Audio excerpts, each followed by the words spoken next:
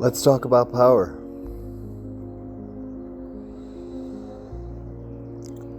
Power, true power, does not stem from your desire to attain it. That is not how it is attained, that is not how it is achieved. True power is never just supposed to be a gift or something you manage with your ego. Power and authority come from learning the hard lessons, the tough lessons. It comes from persevering. It comes from staying consistent, creating something sustainable. It comes from doing the hard work of everyday tasks. If you're creating the foundation for something, you need to know how every aspect of that operates. So if at any time there's a shortage or a miscommunication, you can step in and correct it.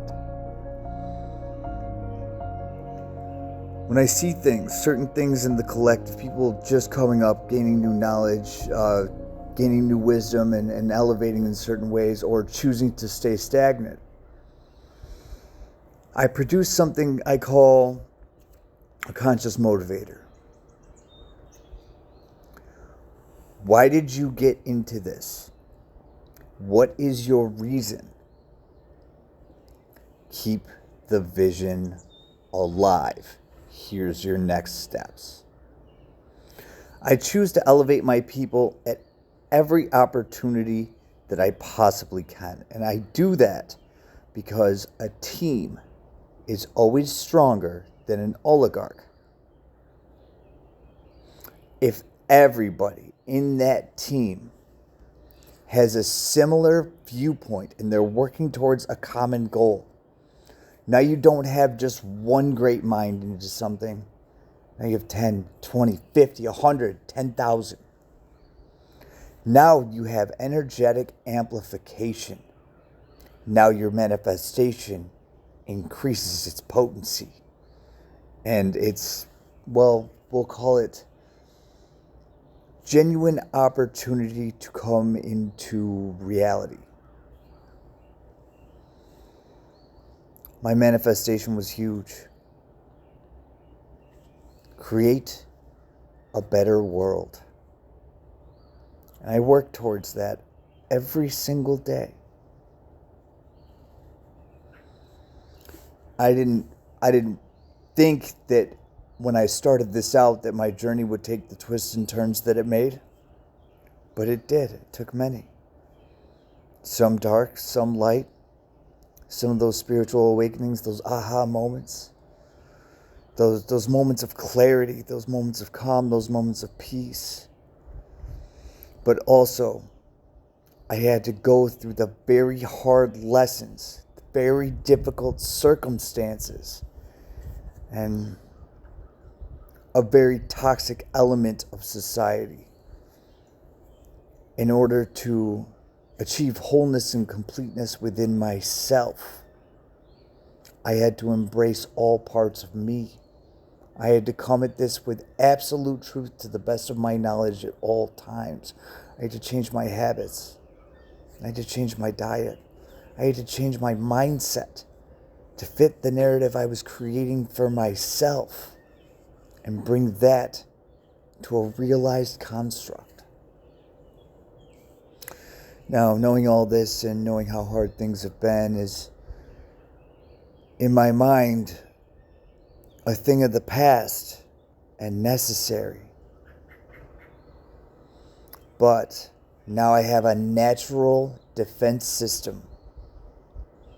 When I see people coming in from the past trying to do the same old things with the same outdated playbook, trying to, suck me back into an old mentality or belief system, an old structure, I clock it immediately and I removed it completely, quickly.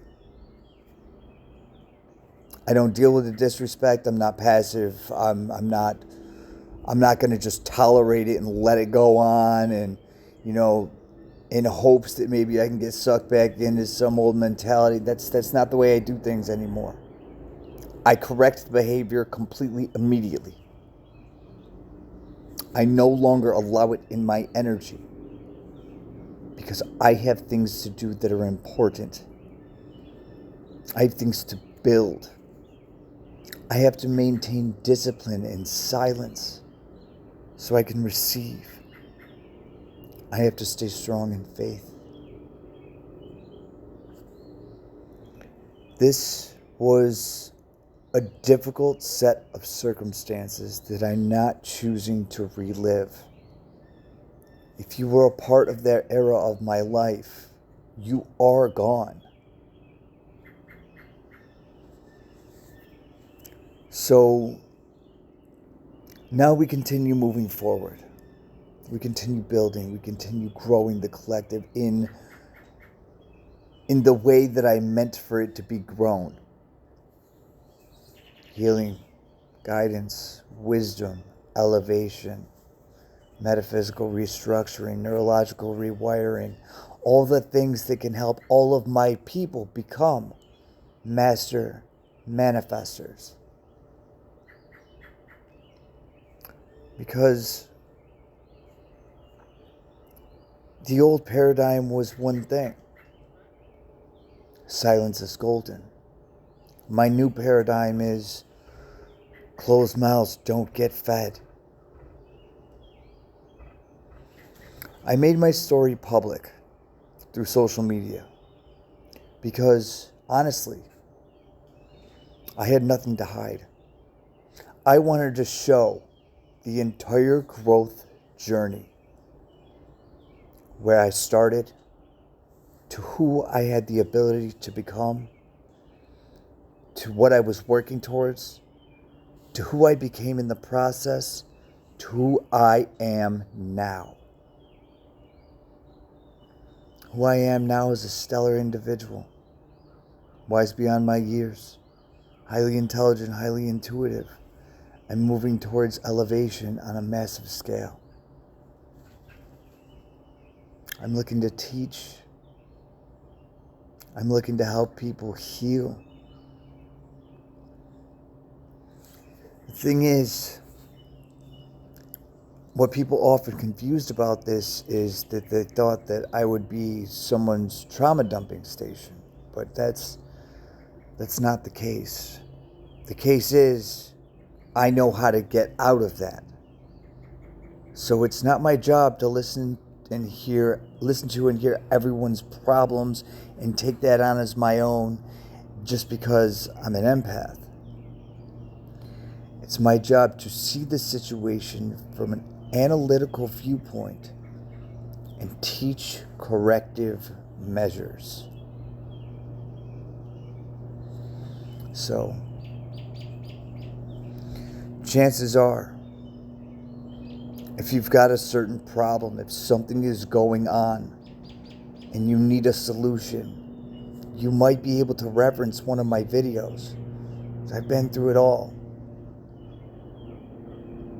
And you might be able to watch my progression, my healing journey, my growth process, and see how I incorporated all of it simultaneously. This knowledge, wisdom. The fact is, we cannot heal anybody else. It is always their job to heal themselves. If you have the right tools, it becomes a possibility. And I gave the tools free of charge because to me, with my power, with my authority, with my responsibility, I choose to put out a positive influence for others. It is not my job to force this on anyone. It is their job to be willing to receive it, acknowledge it, accept it, integrate it, and make their life better. Because if I can do it, so can you.